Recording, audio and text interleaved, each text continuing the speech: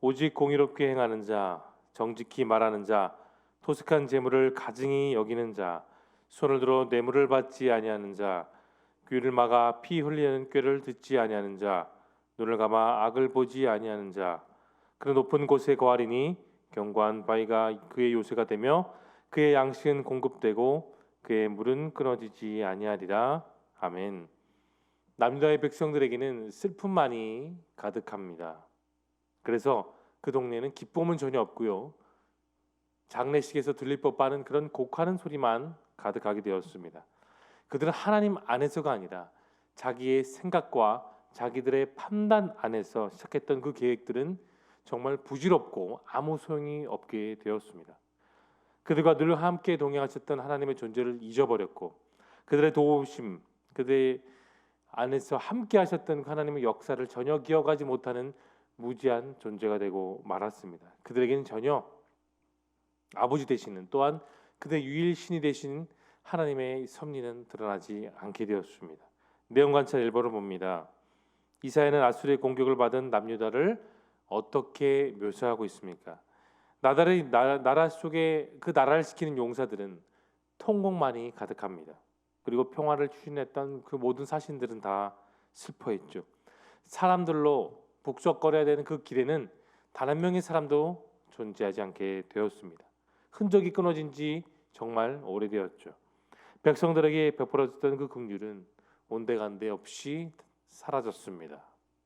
본문의 남유다의 모습은 한마디로 표현하면 두 글자 광야입니다. 그런데 그 광야는 하나님이 인도하셨던 출애굽 사람들의 그 여정의 광야가 아니라 하나님의 존재가 아예 계시지 않는 정말 앞을 내다보지 못한 쓸쓸한 광야의 모습입니다. 2번입니다. 하나님께서 일어나 행하시면 죄인들과 경건하지 않은 자들은 어떻게 됩니까? 그들 모두는 하나같이 두려움, 공포 속에 휩싸였습니다. 그 두려움은 내가 스스로 어떻게 해보겠다, 어떻게 그 감정을 극복해보겠다고 할 수 없는 정말 패닉의 상태이죠. 그들에게 임하는 재앙은 자신들을 태우고 자신들을 없애버리는 거센 불이 되고 말았습니다. 이어서 3번 연구와 묵상을 봅니다.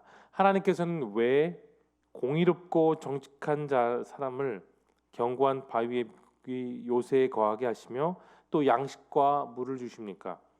중요한 것은 바로 공의롭고 정직한 자입니다. 내 스스로 공의롭고 정직할 수는 없으나 이 연약함 속에 우리의 삶을 이끌어 가신 하나님을 바라볼 때 하나님은 마지막 16절에 나와 있죠.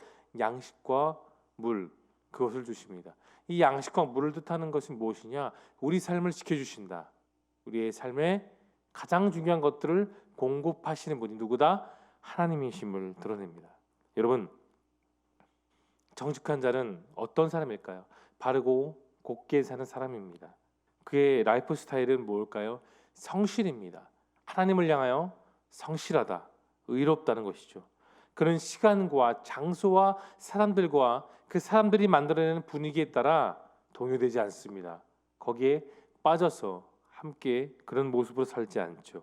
늘 일관되게 믿음을 가지고 사는 사람들입니다. 이런 사람들은 예측 가능한 인생을 삽니다. 어떤 예측이냐? 세상이 변하고 사람들의 풍요와 문화가 쏟아진다 할지라도 그의 인생에 있어서 중심은 하나님 한 분입니다. 그래서 그의 인생은 하나님이 나와 함께 하시다는 것을 예측할 수 있고 내다볼 수 있으며 그 인생의 구원자 되신 하나님을 믿음의 눈으로 바라볼 수 있는 것이죠. 이런 사람은 주변 사람들을 편하게 합니다. 그에 비해 사악한 사람들은 늘 비뚤어져 있습니다. 늘 험담하고 늘 굽은 인생을 살 수밖에 없어요. 그의 라이프 스타일의 인생. 하나님을 바라보는 사람들은 성실이 있다면 악한 사람들의 특징은 여러분 패역이 있죠. 그런 시간과 장소와 모여져 있는 사람들에 따라 늘 그의 가치관과 믿음을 바꾸어 나아갑니다. 이런 사람들의 인생은 늘 불행할 수밖에 없고요. 누구도 어느 누구도 그를 신뢰할 수가 없어요. 왜냐하면 그는 스스로 가지 말아야 될 그 길을 그가 선택했기 때문입니다. 공의로운 하나님의 심판 속에 그는 그 심판만 앞에 덩그러니 남아 있습니다. 그렇지만 정직한 사람은 정직한 목표를 바라보고요. 또 하나님이 그와 함께 하심을 늘 믿고 살아가는 줄로 여러분 믿으시기를 바랍니다. 그러건 정직한 자는 오늘 보면 15절에서 이렇게 말하죠. 15절을 보면 이렇게 씁니다. 오직 공의롭게 행하는 자, 정직히 말하는 자, 토색한 재물을 가증히 여기고 손을 흔들어 뇌물을 받지 않냐며 귀를 막아 피 흘리는 꾀를 듣지도 않고 눈을 감아 악을 보지 않는 자. 이 15절 전체를 말하자면 무엇을 뜻하냐? 늘 하나님께 집중하며 하나님이 원하시는 삶, 하나님이 기뻐하시는 삶을 살아가는 사람들의 전형적인 특징이라고 볼 수 있습니다. 여러분 15절을 자세히 보시면 부정한 행동을 하는 사람들의 모습이 나와 있습니다. 토색, 뇌물, 꾀, 악이 그렇습니다.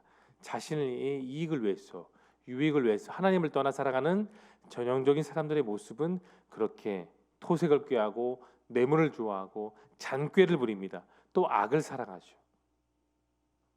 그러나 연구와 묵상의 제목처럼 정직한 사람들의 그 삶은 스스로가 감당할 수 없는 인생이지만 그러나 하나님의 권능 안에 그들은 그렇게 살아갑니다. 여러분 나무들도 곱게 반듯하게 서는 나무가 있는 반면 심이 굽어지는 그런 나무들을 우리는 종종 어떤 공원이나 그런 곳으로 가면 볼 수 있죠. 사람도 마음이 올곧은 사람이 있는가 하면 환경과 처지에 따라 쉽게 휘어지는 인생의 삶을 살아가는 그런 사람들이 있습니다. 지조가 없어요. 늘 변합니다. 일정한 원칙도 신념도 믿음조차 없는 그런 사람들은 얼마든지 교회 주변에 다 있습니다.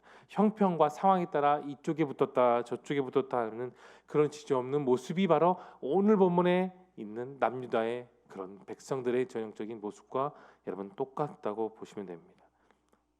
하나님은 우리들에게 신실함을 바라십니다. 어떤 큰 것과 대단한 것을 바라는 것이 아니라 내가 너희와 함께하니 너희는 나만 바라보고 나에게 경외하며 내게 주어진 말씀에 따라 살아가는 그 말씀으로 하나님은 오늘도 저와 여러분이 그렇게 살아가기를 누구보다도 원하십니다. 느낀 점입니다. 4번입니다.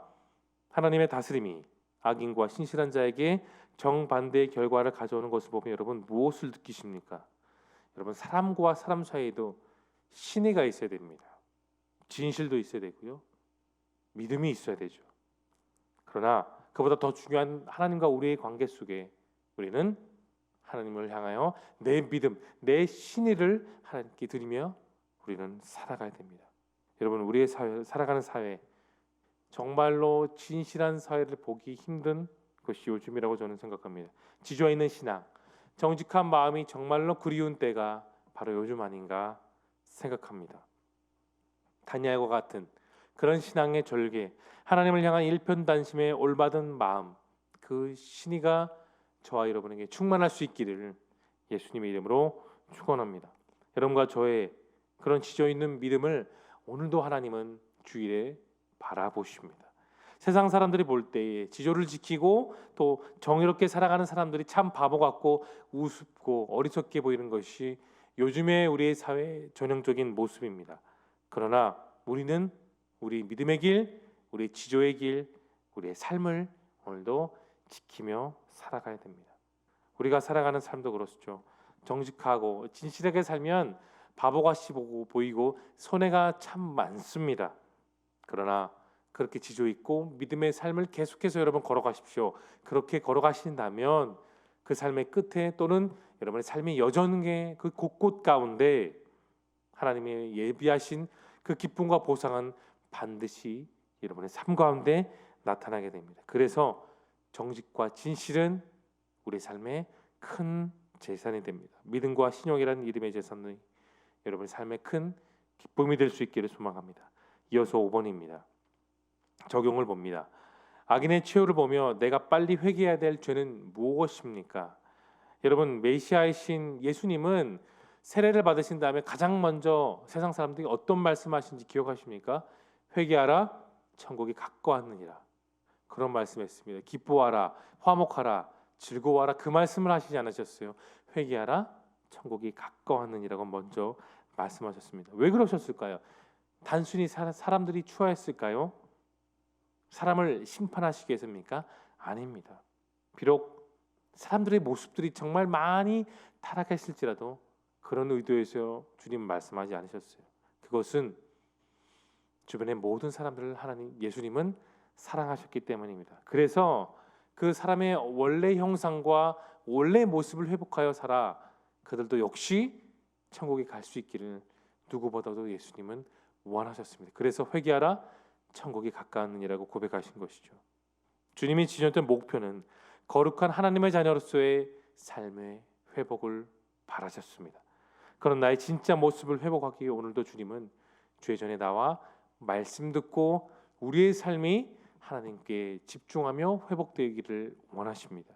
하나님께 용서를 구하는 그런 삶에 주님의 예비하신 사랑이 오늘도 우리의 삶에 반드시 충만하게 채워질 줄로 믿으십시오. 우리 삶의 속삭이는 그런 사탄의 꾀임을 이기고 주님의 예비하신 말씀대로 우리가 그 예비하신 길을 따라 오늘도 작은 예수의 삶을 살아갈 수 있기를 주님의 이름으로 축원합니다. 마지막으로 결단을 봅니다. 견고한 바위 요새에 거하며 일용할 양식과 물을 공급해 주시는 하나님을 경험하기 위해 여러분 오늘 무엇을 결단하시겠습니까?